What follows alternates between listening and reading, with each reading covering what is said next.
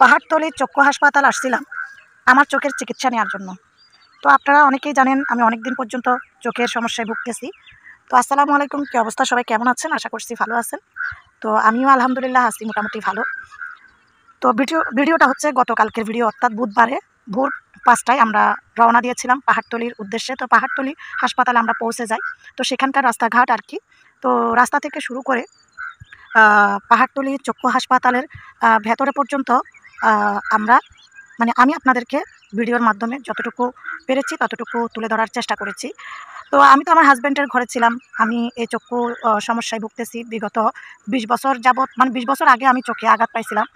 যে কোনো কারণবশত আমার হাজব্যান্ড আমার গায়ে হাত তুলে তো আমার চোখে আঘাত পায়। তখন আমার বড় ছেলের বয়স, বড় ছেলেটা হয়েছিল মাত্র 9 দিন।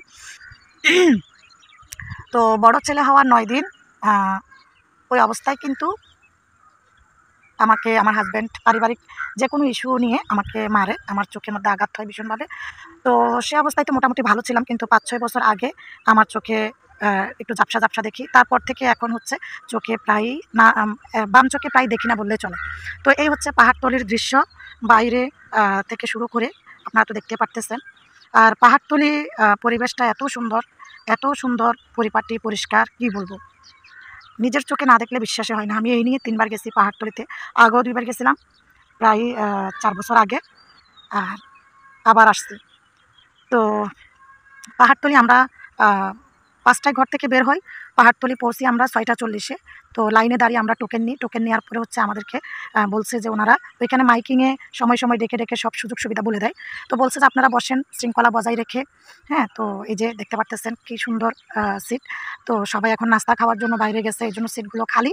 তো বলছে যে আপনারা সবাই শৃঙ্খলা বজায় রেখে বসে থাকেন। ডাক্তার আসবে 8টা বাজে, আপনাদেরকে আমরা 8টা বাজে সিরিয়াল বাই সিরিয়াল 10 জন করে ডেকে নিব। আপনারা কেউ উশৃঙ্খল পরিবেশ তৈরি করবেন না।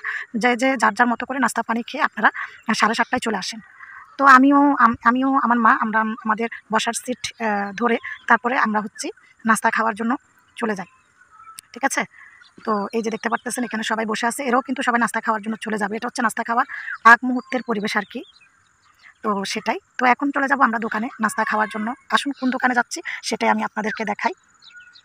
তো এটা হচ্ছে আমার সিরিয়াল 47, আমার মায়ের হচ্ছে 48। তো আমরা ওনাদের কথা অনুযায়ী সিরিয়াল রেখে আমরা নাস্তা খেতে চলে আসলাম।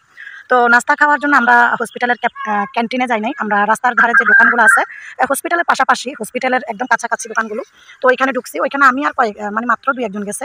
তো আমার মা আর আমি গেছি, কিন্তু সেখানে দোকানটা ছোট হলেও রাস্তার ধারে হলেও খুব সুন্দর পরিবেশ পরিপাটি, একদম পরিষ্কার পরিচ্ছন্ন। আমি তো এমন দোকানে কোনো নাস্তা খাই না বললে চলে।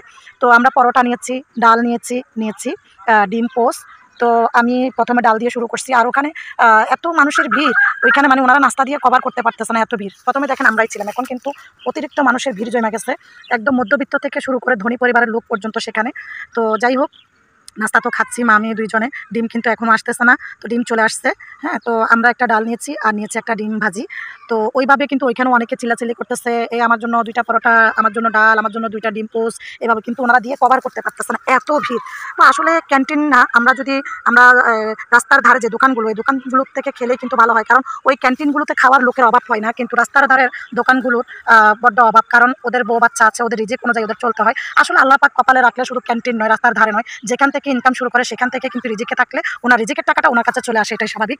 তো আমি হাতে খাচ্ছি দেখে আমার মা আমাকে ছিঁড়ে ছিঁড়ে কিন্তু খাওয়াইছে। দেখছেন কিনা জানেন, আপনারা খেয়াল করছেন কিনা জানেন। তো আমার খাওয়া দাওয়া শেষ, এখন হচ্ছে আমরা ওই আমাদের হসপিটালে চলে যাবো, যেহেতু আমরা সিরিয়াল দিয়ে আসছি আর সময় কিন্তু এখনো অনেক। ঠিক আছে, আমরা ওইখানে গিয়েও কিন্তু অনেকক্ষণ ওয়েট করতে হবে। দেখেন কীভাবে মানুষ, শুধু আমরা না, মধ্যবিত্ত পরিবার এবং গরিব এবং ধনী প্রত্যেকে আসবে এখানে। তো চলে যাচ্ছি আমরা পাহাড়তলি হসপিটালের ভেতরে।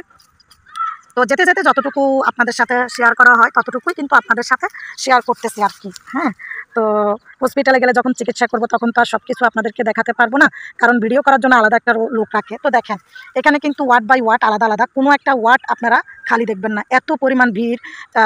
বয়স্ক, প্রাপ্তবয়স্ক, শিশু, বৃদ্ধ, সকল বয়সের নারী পুরুষ এখানে কিন্তু চোখের চিকিৎসা করার জন্য চলে আসছে।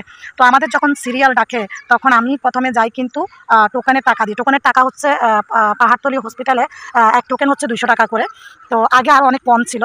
তো সেখানে এক টোকেনে 200 টাকা দিয়ে আমি আমার সিরিয়াল যাই কিন্তু 17 নম্বরে, 17 নম্বর থেকে 18 নম্বরে। 18 নম্বরে গিয়ে আমি অনেকক্ষণ বসে থাকি, কারণ সিরিয়ালের জন্য। তারপরে 18 নম্বর থেকে এক এক করে এই 18 নম্বরে যখন ঢুকছি, প্রায় আমাকে না হলেও একজন, দুইজন, চারজন ডাক্তার দেখছে। হ্যাঁ, 4 জন দেখার পরে আবার দিছে 15 নম্বরে। 15 নম্বরে আমি ক্যাশ আউট করি। সেখানে ক্যাশ আউট করে আমি ওইখান থেকে যাই। আমাকে বলা হয় যে 2 তলায় এই 211 নম্বরে যাওয়ার জন্য। তো 211 নম্বরে যাই। 211 নম্বরে গিয়ে ওনাদেরকে স্লিপ জমা দিই। তো তো দেখেন, এবার যাইতে যাইতে কিন্তু সুন্দর পরিবেশ তো দেখছেন মেডিকেলের। আর একটা ঝর্ণা, ওইখানে কিন্তু সবাই কেউ ছবি তুলতেছে, কেউ ভিডিও করতেছে। এই সুন্দর মুহূর্তটা আমিও মিস করি না, আপনাদের জন্য তুলে ধরছি। সবাই ভালো থাকুন, সুস্থ থাকুন, সুন্দর সুন্দর কমেন্ট করবেন, ভিডিওটা শেয়ার করবেন এবং পেজ ফলো না করলে পেজটা ফলো